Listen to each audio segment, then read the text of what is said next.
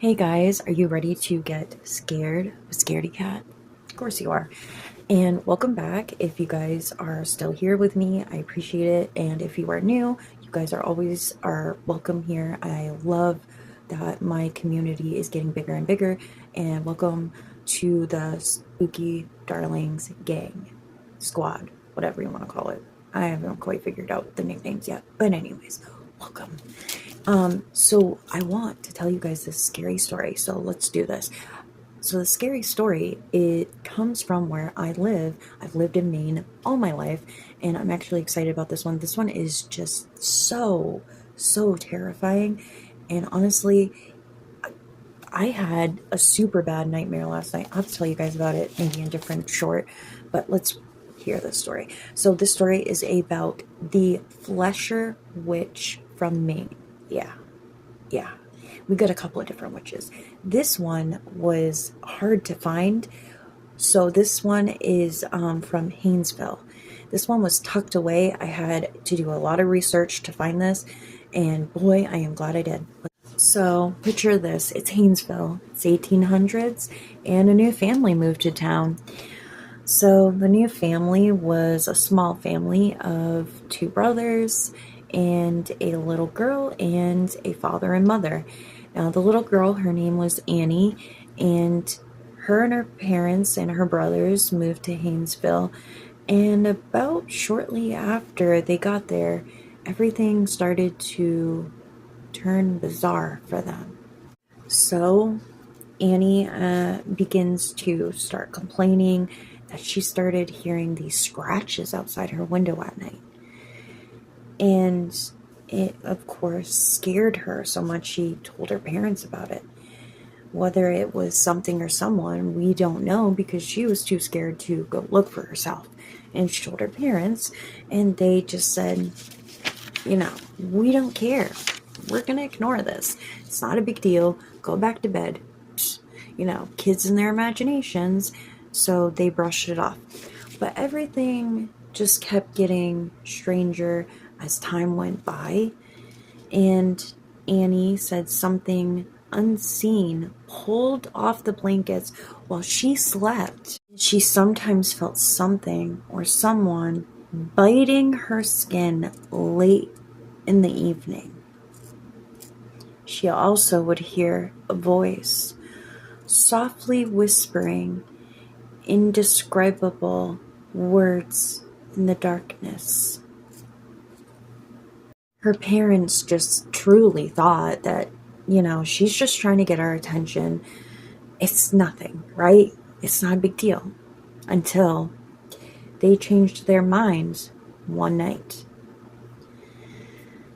when Annie came running in full force at them, jumped onto their bed, and was screaming, crying, and just tears were streaming down her face. And not just tears were streaming down her face, tear marks mixed with bloody scratch marks all over her face were just running down her skin. And her face was just not the same. There was so many scratches. It was hard to even see this pretty girl's face anymore under her little face. The skin was just ripped apart badly. And Annie, as she cried, she explained that the old woman with the face that looked like melting wax was the one who attacked her.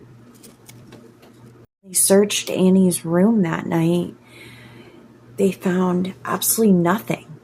No one, nothing. It was like whoever attacked Annie just vanished in like thin air. So, what else could they do? The parents let Annie sleep with them that night in their bed, and they all cuddled together. They went to bed, and that's all they really did. Now, the weird phenomena in their home stopped abruptly out of nowhere. But that was not the end of Annie's ordeal.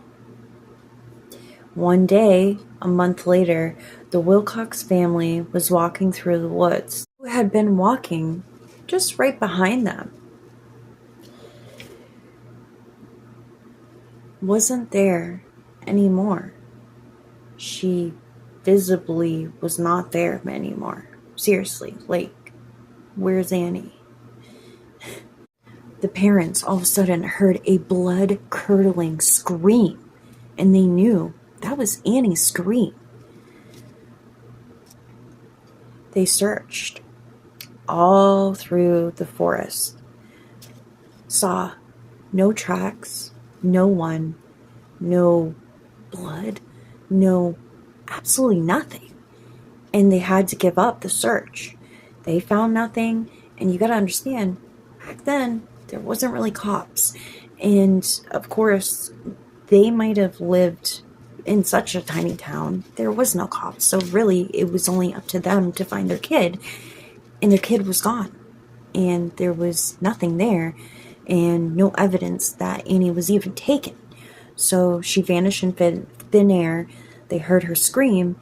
And now she's missing. They searched through the whole forest, all over these woods, and found nothing, like I said. Some hunters came across a gruesome discovery weeks later. They found Annie's little unalived body in a clearing of the woods. Her face was missing. Lying next to her on the ground was the corpse of an old woman who looked like she had a melting wax face. Annie's passing, untimely death made the family devastated over her. Her mother decided to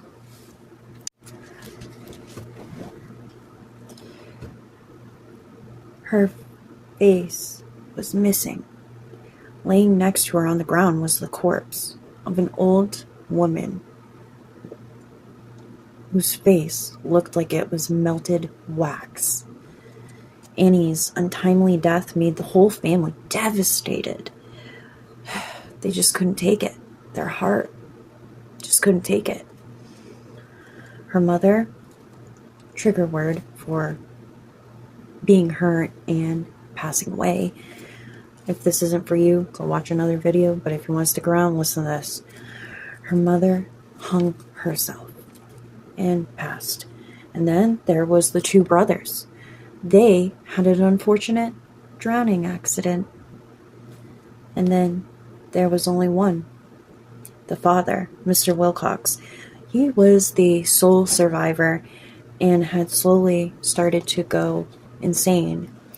As he was going insane, he couldn't help but start scratching endlessly at his face. And his face started to shred open, and chunks of his skin from his face started to fall off. And he started to look like the old woman with the wax face. And one day, he decided to wander off in Haynesville's woods, and just was never seen again after that. People say that the Fletcher witch is still lurking out there in Haynesville's woods, even today. The old woman with the face that looks like melting wax, she sometimes is seen among us. You will never recognize her, and she also hangs out in the forest, the woods, among children. And speaking of which, make sure you keep an eye on your children, because so many children go missing in Maine, and people around here blame her for these children going missing. And no one knows who she is, and they do not want to ever get close to her, so they don't dare ever meet her. So yeah, there's the story. What'd you guys think? Make sure you guys subscribe, like, share, comment, follow, do all those amazing things. And I love you, spooky darlings. I hope you guys have an amazing day.